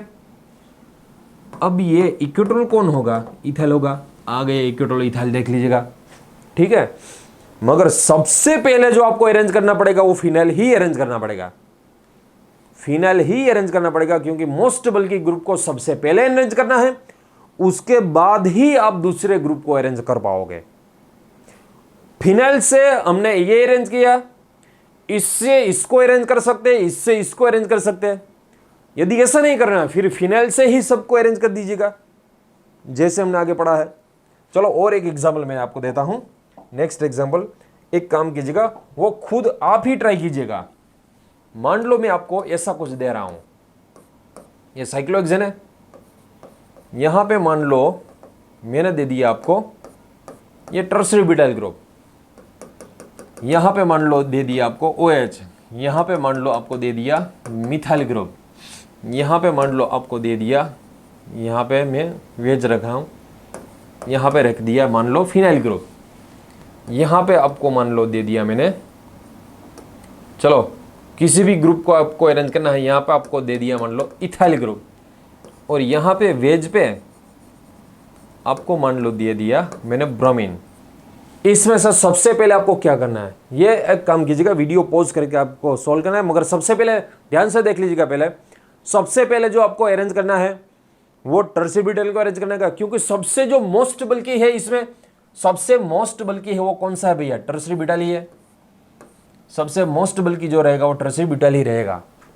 सबसे पहले हम टर्सरी ब्यूटाइल को अरेंज करेंगे। कहाँ पे अरेंज करना है, हमें इक्वेटोरल में ही अरेंज करना है। चलो इसको तो हमें इक्वेटोरल में ही अरेंज करना है। अब हम बात करने जा रहे हैं, चलो ये टर्सरी ब्यूटाइल जो है, ये टर्सरी ब्यूटाइल और OH है, वो दोनों के बीच में जो गैप है वो 1-2 का गैप है। ये 1 है और 2 है। ये वेज है और डैश है, इसलिए 1-2 कौन सा रहेगा भैया, ट्रांस रहेगा। 1-2 ट्रांस क्या होता है, 1-2 ट्रांस, 1-2 ट्रांस होता है एक्सेल एक्सेल या तो इक्विटोरल इक्विटोरल। मगर इसको हम चूज नहीं कर सकते, क्योंकि हमने टर्सरी ब्यूटाइल जो रखा है वो कहाँ पे रखा है, टर्सरी ब्यूटाइल जो है वो इक्विटोरल पे रखा है, इसलिए OH को भी कहाँ पे रखना पड़ेगा, यहाँ पे OH को भी इक्विटोरल पे ही रखना पड़ेगा, OH को भी इक्विटोरल पे रखना पड़ेगा। चलो ये तो अरेंज हो गया। दूसरा, अब यदि मान लो मिथाइल को अरेंज करना है, फिर मिथाइल को किससे अरेंज कर सकते हैं, ये इक्विटोरल है, ये भी इक्विटोरल हो गया। यहाँ पे देख लीजिएगा, ये आ गई इक्विटोरल। OH मिथाइल को OH से भी अरेंज कर सकते हैं अब, और टर्सरी ब्यूटाइल से भी अरेंज कर सकते हैं, चाहे किससे भी अरेंज कर सकते हैं आप। चलो मैं टर्सरी ब्यूटाइल से अरेंज करता हूं, आप किसी से भी अरेंज करिए, या तो दोनों से अरेंज कीजिएगा।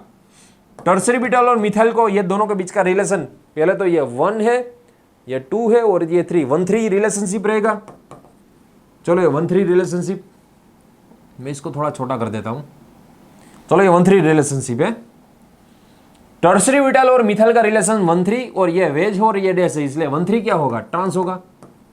1-3 ट्रांस क्या होता है, एक्सेल इक्विटोरल होता है। ये दोनों में ये तो अरेंज हो गया, कौन है भैया, ये तो टर्सरी ब्यूटाइल है। फिर ये कौन होगा, ये मिथाइल होगा, इसलिए थर्ड पोजीशन पे आपको मिथाइल को एक्सेल में रखना पड़ेगा, थर्ड पोजीशन पे मिथाइल को एक्सेल में रखना पड़ेगा। चलो अब ये फिनाइल की बात, टर्सरी ब्यूटाइल एंड फिनाइल को यदि आपको अरेंज करना है, इसकी जो पोजीशन रहेगी वो 1-4 पोजीशन रहेगी। ये भी वेज हो और ये भी वेज, इसलिए दोनों सीस रहेगा। फिर ये एक्सेल इक्विटोरल होगा, क्योंकि 1-4 सीस एक्सेल इक्विटोरल। आप चार्ट सामने रखिएगा, ये दोनों में ये फिक्स है, कौन है भैया, टर्सरी ब्यूटाइल है, इसलिए ये कौन आएगा, फिनाइल आएगा। चलो फिनाइल को हमें एक्सेल में रखना पड़ेगा। आगे के एग्जाम्पल में तो हमने फिनाइल को इक्विटोरल में रखा था, यहाँ पे तो फिनाइल एक्सेल में आया, और हम तो मना कर रहे हैं भाई, बल्कि ग्रुप एक्सेल में स्टेबल नहीं होता है, मगर यहाँ पे रखना पड़ता है। ये जो स्टार स्टीरियोकेमिस्ट्री है वो यहाँ से इक्विटोरल से मैच होगी, इसलिए इसको यहाँ पे रखना पड़ता है। चलो उसके बाद, चलो ये इथाइल, ये टर्सरी ब्यूटाइल और इथाइल के बीच में ये यहाँ से मत जाइएगा, 1-5 का रिलेशन इस तरफ से जाएगा, 1-3 का रिलेशनशिप रहेगा।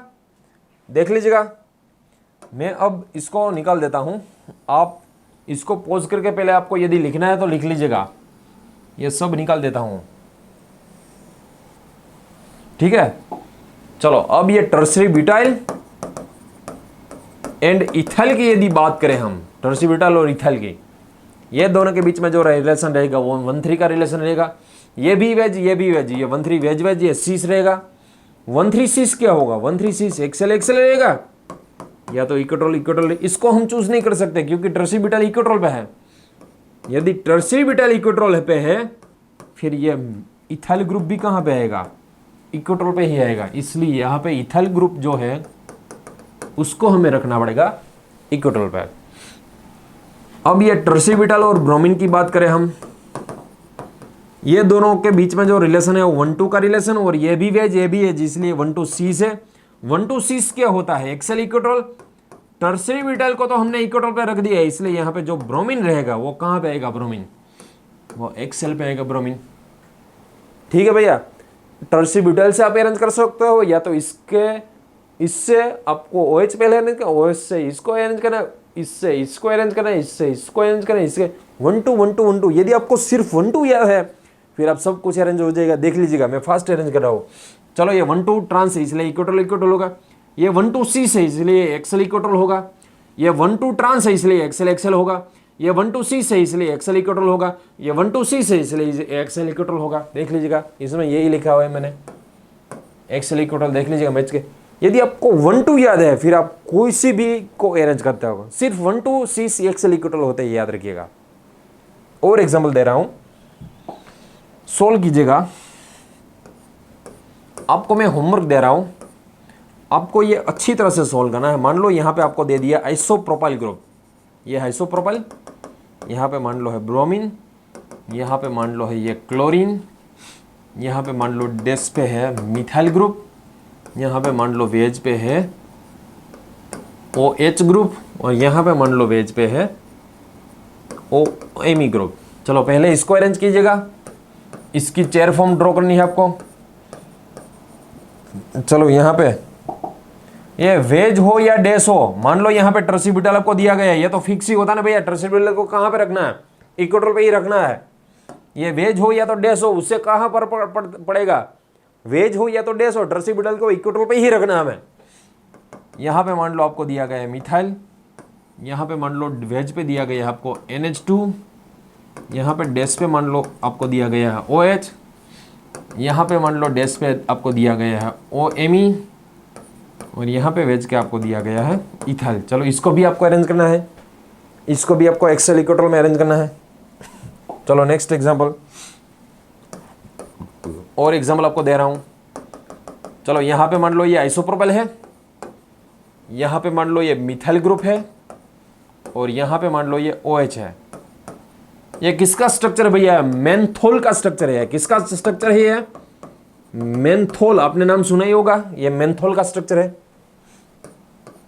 चलो यहाँ पे मान लो ये आइसोप्रोपाइल डैश में दिया गया है, यहाँ पे मान लो Me है वो वेज पे दिया गया है, यहाँ पे OH है वो डैश में दिया गया। ये किसका स्ट्रक्चर है भैया, ये नियोमेंथोल का है। ये जो स्ट्रक्चर है ये नियोमेंथोल का स्ट्रक्चर है। इसको भी आपको चेयर फॉर्म में ड्रॉ करना है। सबसे पहले आपको क्या ढूंढना है भैया, सबसे पहले जो आपको ढूंढना है वो मोस्ट बल्कि ग्रुप ढूंढना है। चलो इसके बाद आपने alpha D glucose, beta D glucose वो तो सब पढ़ा ही है, देख लीजिएगा। यहाँ पे मान लो ये अल्फा डी ग्लूकोज है, तब यहाँ पे जो एनोमेरिक कार्बन पे OH रहेगा वो डाउन पे रहेगा। यहाँ पे कौन रहेगा, CH2OH, यहाँ पे AH OH H OH H OH H। ये किसका स्ट्रक्चर होगा भैया, ये अल्फा डी ग्लूकोज का स्ट्रक्चर होगा, ये अल्फा डी ग्लूकोज का स्ट्रक्चर होगा। इसका यदि चेयर फॉर्म आपको ड्रॉ करना है, मैं सबसे पहले बता दूं, ये जनरली ये जो कार्बोहाइड्रेट्स होते हैं वो इनवर्ट चेयर फॉर्म में मोस्टली दिए जाते हैं। मोस्टली इनवर्ट चेयर फॉर्म में यहाँ पे जनरली ऑक्सीजन रखते हैं। सबसे पहले आपको जो इसमें दिखाई दे रहा है, सबसे बल्कि ग्रुप आपको इसमें कौन सा दिखाई दे रहा है, सबसे मोस्ट बल्कि जो है वो CH2OH है। उसको हमें सबसे पहले अरेंज करना है, इक्वेटोल में अरेंज करना है। देख लीजिए ये हो गया CH2OH इक्वेटोल में। इसकी और इसकी पोजीशन की यदि बात करिए, दोनों की बात करें हम, ये पहले तो 1, यहाँ पे 2 और यहाँ पे 3, इसलिए 1-3 पोजीशन है। ये 1-3 पोजीशन, ये अप जा रहा है, देख लीजिएगा ये अप जा रहा है, ये डाउन पे जा रहा है, इसलिए ये अप ये डाउन, ये कौन सा रिलेशन होगा, ट्रांस रिलेशन होगा। एक अप है और एक डाउन है, इसलिए 1-3 ट्रांस क्या होता है, 1-3 ट्रांस एक्सेल इक्वेटोल होता है। आपने इक्वेटोल पे तो किसको रख दिया, CH2OH को रख दिया, इसलिए एक्सेल पे कौन आएगा, ये OH आएगा, इसलिए यहां पे एक्सेल पे आएगा OH। ये जो है वो एक्सेल वैलेंसी है। यदि ये तो हमने अरेंज कर दिया, एक्सेल वहां पे लिख लिया। यदि ये OH और ये दोनों की OH के बीच में रिलेशन निकालना है, इससे इसको भी अरेंज कर सकते हैं या तो इससे इसको भी अरेंज कर सकते हैं हम। ये डाउन जा रहा है, ये भी डाउन जा रहा है, ये दोनों के बीच में जो गैप रहेगा वो 1-2 का गैप रहेगा। ये 1-2 क्या रहेगा भैया, ये 1-2 डाउन डाउन मतलब यह सीस रहेगा। 1-2 सीस क्या होता है, एक्सेल इक्वेटोल होता है। हमने ये वाले OH को एक्सेल पे अरेंज कर दिया है, फिर दूसरा OH कहां पे आएगा, इक्वेटोल पे आएगा। जिस साइड चोटी उस साइड हमें इक्वेटोल ड्रॉ करनी है। चलो ये हो गया इक्वेटोल, इससे अब इसको अरेंज करना है। चलो ये डाउन पे जा रहा है OH, ये अप जा रहा है OH, ये डाउन और ये अप, इसलिए कौन सा होगा, ट्रांस होगा। दोनों के बीच में जो रिलेशनशिप है 1-2 ट्रांस का रिलेशन है। 1-2 ट्रांस क्या होता है, एक्सेल एक्सेल होता है या तो इक्वेटोल इक्वेटोल होता है। हम इसको यूज नहीं कर सकते क्योंकि यहां पे जो OH है वो इक्वेटोल पे है। एक OH जो इक्वेटोल पे रहेगा, फिर दूसरा OH भी कहां पे आएगा, इक्वेटोल पे ही आएगा, इसलिए इक्वेटोल है, ये भी इक्वेटोल रहेगा। चलो इसको भी इक्वेटोल अरेंज करेगा। इससे हम इसको अरेंज कर सकते हैं। चलो ये अप है, ये डाउन है, अप डाउन मतलब 1 टू ट्रांस। 1 टू ट्रांस क्या होता है? इक्वेटोल इक्वेटोल, इसलिए ये OH को भी हम इक्वेटोल ड्रॉ कर सकते हैं। ये हो गया अल्फा डी ग्लूकोज का स्ट्रक्चर। यदि आपको बीटा डी ग्लूकोज ड्रॉ करना है, देख लीजिए, यदि आपको बीटा डी ग्लूकोज ड्रॉ करना है, फिर से देख लीजिएगा। चलो ये बीटा में यहां पे OH कहां पे रहता है? अप। एनोमेरिक कार्बन पे OH अप रहता है, यहां पे CH2OH, यहां पे OH, OH H OH H OH H। चलो सबसे पहले इसकी चेयर फॉर्म, ये जो कार्बोहाइड्रेट होता है मोस्टली इनवर्ट चेयर फॉर्म में दिए जाते हैं। ये हो गई इनवर्ट चेयर फॉर्म। सबसे पहले हम अरेंज करेंगे मोस्ट बल्की ग्रुप। इसमें मोस्ट बल्की ग्रुप ये वाला है। चलो सबसे मोस्ट बल्की ग्रुप CH2OH, इसको कहां है? मोस्ट बल्की ग्रुप को कहां पे अरेंज करना है? इक्वेटोल में अरेंज करना है। या CH2OH मोस्ट बल्की ग्रुप इक्वेटोल में अरेंज हो गया। इससे हमें इसको अरेंज करना है। चलो इसकी पोजीशन 1 2 3 1 3, ये अप जा रही वैलेंसी, ये भी अप जा रही है। अप अप मतलब ये सीस होगा, ये दोनों सेम डायरेक्शन में। 1 3 सीस क्या होते हैं? एक्सेल एक्सेल होते हैं, या तो इक्वेटोल इक्वेटोल होते हैं। सामने चार्ट रखिएगा। इसको तो आप लिख नहीं सकते हो क्योंकि आपको ये इसको फिक्स कर दिया। कहां पे? ये इक्वेटोल पे है। ये जो है CH2OH है भैया, फिर ये कौन सा होगा? OH होगा। चलो यहां पे होगा OH, ये इक्वेटोल। चलो इससे आपको यदि इसको अरेंज करना है, ये तो आ गए इक्वेटोल। इससे यदि आपको इसको अरेंज करना है, फिर देख लीजिएगा, ये अप है, ये डाउन है। ये अप और ये डाउन, मतलब ये 1 टू क्या हुआ? 1 टू ट्रांस हुआ। ये 1 टू ट्रांस क्या होता है? एक्सेल एक्सेल, या तो इक्वेटोल इक्वेटोल। ये इक्वेटोल है, फिर इसको भी इक्वेटोल रखना पड़ेगा क्योंकि इक्वेटोल इक्वेटोल होगा। चलो ये हो गए इक्वेटोल। चलो इससे हम इसको भी अरेंज कर सकते हैं। ये भी 1 टू ट्रांस होगा, ये भी इक्वेटोल इक्वेटोल होगा, इसलिए यहां पे भी इक्वेटोल आपको लिखना है। इससे आपको इसको अरेंज करना है, ये अप है, ये डाउन है, इसलिए ये भी 1 टू ट्रांस है। 1 टू ट्रांस मतलब इक्वेटोल इक्वेटोल होगा, ये भी यहां पे आ जाएगा। ये आपको होमवर्क में लिखना है। आपको सिर्फ ये अरेंज करके सिर्फ आपको प्रूफ करना है कि आपने लिखा वो सही लिखा है या नहीं लिखा है, वो ही सिर्फ आपको देखना है। आपने लिखा वो सही लिखा है, ये सब होमवर्क में करना है। दूसरी बात बता दूं मैं आपको, डायरेक्ट चेयर फॉर्म को देख के ही आपको बता देना है। फिर से देख लीजिएगा, आपको चेयर फॉर्म को देख के ही आपको डायरेक्ट बता देना है। मैं क्या कहने जा रहा हूं अब सुनिएगा, ध्यान से सुनिएगा। ये जो है ध्यान से देखिएगा, आपको ऑक्सीजन के पास वाला जो कार्बन है वो एनोमेरिक कार्बन है। ऑक्सीजन के पास वाला जो कार्बन है वो एनोमेरिक कार्बन है भैया, देख लीजिएगा इसको। ऑक्सीजन के पास वाला जो कार्बन है वो एनोमेरिक कार्बन है। ये एनोमेरिक कार्बन पे यदि OH है, वो एनोमेरिक कार्बन पे OH यदि एक्सियल और इक्वेटोल में है, तब ये बीटा डी ग्लूकोज का स्ट्रक्चर रहेगा। किसका रहेगा भैया? बीटा डी ग्लूकोज का। बाकी की सारी वैलेंसी तो इक्वेटोल ही है, देख लीजिएगा। ग्लूकोज में सब वैलेंसी इक्वेटोल होती है, सिर्फ आपको एनोमेरिक कार्बन ही देखना है। यहां पे देख लीजिएगा। चलो इसको भी मैं थोड़ा आइसोलेट कर देता हूं। चलो इसको भी आइसोलेट कर दिया। चलो इसको यहां पे ले लूं। फिर से ध्यान से देखिएगा मैं क्या कहने जा रहा हूं, वो अच्छी तरह से देखिएगा। इसको भी चेंज कर देता हूं। चलो यहां पे आपको दिखाई दे रहा है ये एनोमेरिक कार्बन, ये वाला जो एनोमेरिक कार्बन है वो एनोमेरिक कार्बन पे OH कहां पे है? ये एक ही एक्सेल में, बाकी सारे जो है आपको दिखाई दे रहे हैं वो सब के सब कहां पे? इक्वेटोल में। यदि सारे इक्वेटोल पे है मगर एनोमेरिक कार्बन पे ही सिर्फ एक्सेल वैलेंसी है, तब इसको हम अल्फा डी ग्लूकोज बोलेंगे। तब इसको हम अल्फा डी ग्लूकोज, डायरेक्ट इसका स्ट्रक्चर याद रखना है, अल्फा डी ग्लूकोज का स्ट्रक्चर। अल्फा में एनोमेरिक कार्बन पे OH है वो एक्सेल पे रहेगा, मगर जो बीटा है, बीटा स्ट्रक्चर में एनोमेरिक कार्बन पे OH वो इक्वेटोल पे रहेगा। बाकी की सारी वैलेंसी तो इक्वेटोल ही होती है। आपको डायरेक्ट याद रखना है, चेयर फॉर्म ग्लूकोज का यदि आ रहा है, डायरेक्ट आपको पता होना चाहिए। यदि एनोमेरिक कार्बन पे OH इक्वेटोल है, तब ये बीटा स्ट्रक्चर है, और यदि एनोमेरिक कार्बन पे OH एक्सेल पे है, तब ये अल्फा स्ट्रक्चर है। अल्फा में एक्सियल, बीटा में इक्विटोरियल। बाकी की सारी वैलेंसी जो होती है वो कहां पे होगी भैया, बाकी की सारी वैलेंसी इक्विटोरियल पे होगी। आपको होमवर्क पे कंप्लीट मैगी लिखनी है। ये एनोमिक कार्बन का नंबर आपको पता ही है, 1 नंबर होता है, इसका 2nd नंबर होता है, इसका 3rd नंबर, इसका 4th नंबर, इसका 5, और यहां पे जो कार्बन है उसका 6। मैगी आपको पता ही है ना भैया, मैगी, मे मतलब मेनोज, ए मतलब एलोज, जी मतलब गैलेक्टोज और आई मतलब आइडोज। सबके अल्फा बीटा स्ट्रक्चर आपको होमवर्क में ड्रॉ करना है, सबके अल्फा बीटा स्ट्रक्चर्स।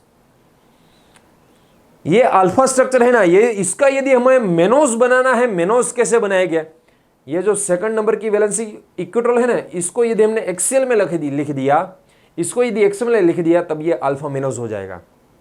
चलो उसको, ये अल्फा डी ग्लूकोज फिर से देख लीजिएगा, ये अल्फा डी ग्लूकोज है, ये अल्फा डी ग्लूकोज, ध्यान से देखिएगा, ये अल्फा डी ग्लूकोज का ही स्ट्रक्चर है, ये अल्फा डी ग्लूकोज का ही स्ट्रक्चर है।